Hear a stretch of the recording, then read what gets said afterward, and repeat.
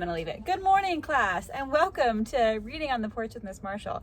This video is completely optional, but if you want to read chapter 12 with us, you can get out your books, turn to page 95, and this chapter is called Where Was Mama? So if you remember correctly, before I read a new chapter, I always like to think, what just happened when I was reading yesterday? And so yesterday, I kind of flipped back, see if some words pop off the page.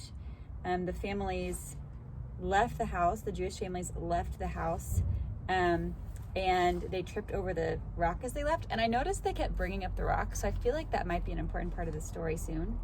But anyways, the family has left, and Anne-Marie realizes that Uncle Henrik is going to take them across the boat to Sweden. What do you guys remember about Sweden? Right, that it was free from the Nazis. So hopefully you're holding on to that knowledge as you're reading. All right, so chapter 12, Where Was Mama? Mr. Rosen tripped on the loose step outside the kitchen door. There it is again. His wife grasped his arm and he regained his balance.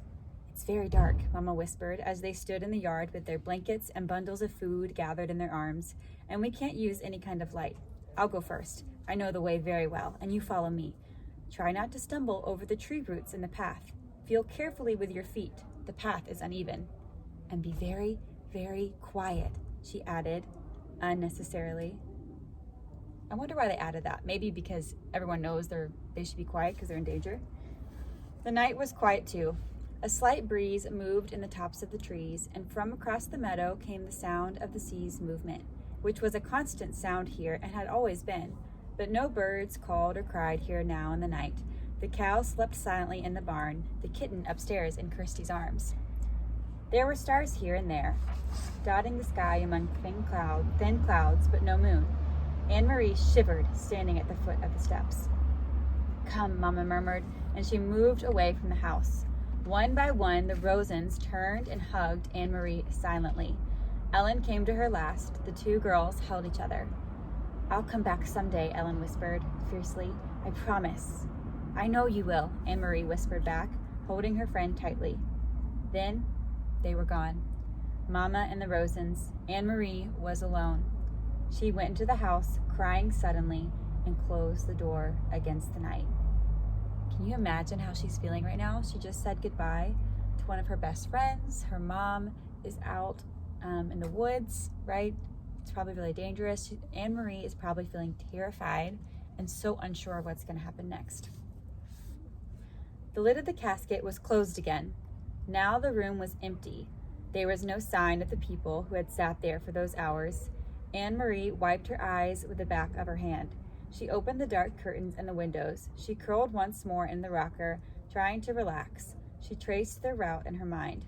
She knew the old path, too. Not as well as her mother, who had followed it almost every day of her childhood with her dog scampering behind. But Anne-Marie had often walked to town and back that way. And she remembered the turns, the twisted trees whose gnarled roots pushed the earth now and then into knotted clumps, and the thick bushes that often flowered in early summer. I think it's interesting that they mentioned that the mom would walk along the path with her dog, because remember her dog's name was Faithful? Why do you think that's important, that her mom used to walk the path with her dog Faithful? What could that mean? If you have an idea, you can comment it below in Google Classroom. She walked with them in her mind, feeling the way through the darkness. It would take them, she thought, half an hour to reach the place where Uncle Henrik was waiting with his boat. Mama would leave them there, pausing a minute, no more, for a final hug, and then she would turn and come home. It would be faster for Mama alone, with no need to wait as the Rosens, unfamiliar with the path, slowly felt their way along.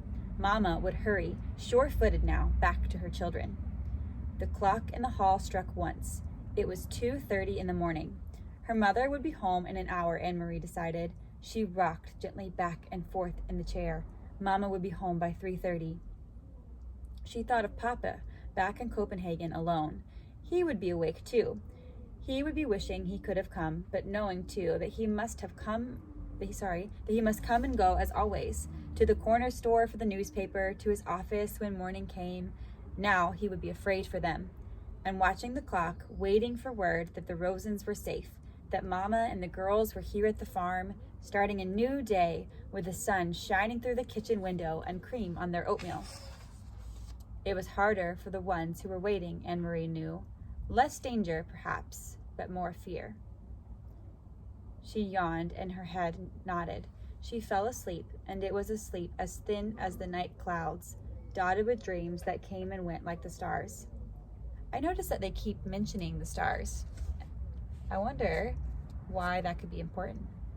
Maybe I could write that idea down on a sticky note. If you have an idea about why they keep mentioning stars and what the stars could represent, why don't you pause the video and write that on a sticky note? Light woke her, but it was not really morning, not yet.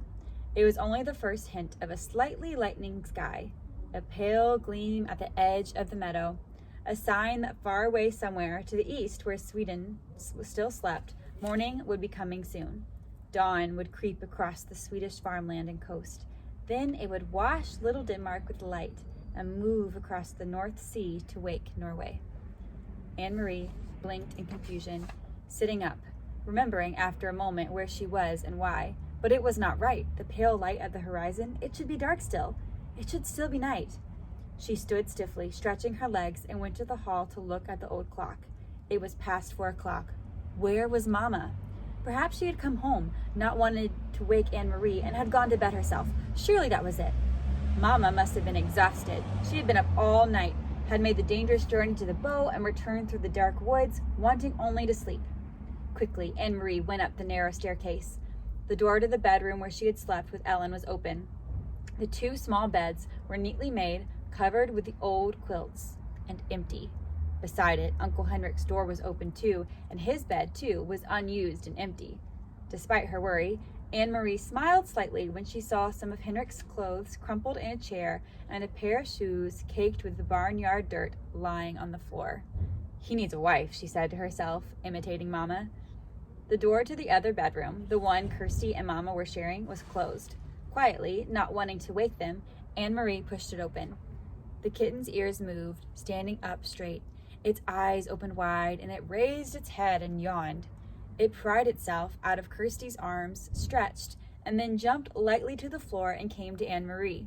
It rubbed itself against her leg and purred. Kirsty sighed and turned in her sleep. One arm, free now of the kitten's warmth and comfort, flung itself across the pillow. There was no one else in the wide bed. Anne-Marie moved quickly to the window, which overlooked the clearing that led to the path's entrance. The light outside was still very dim, and she peered through the dimness, trying to see, looking for the opening in the trees where the path began, looking for Mama hurrying home. After a second, she saw a shape there, something unfamiliar, something that had not been there the day before. A dark shape, no more than a blurred heap at the beginning of the path. Anne-Marie squinted, forcing her eyes to understand, needing to understand, not wanting to understand. The shape moved, and she knew it was her mother lying on the earth. I wonder what's going to happen. You can make a prediction and put it on your sticky note. You can also make a comment on Google Classroom. But I hope you enjoyed reading, and let me know if you have any questions.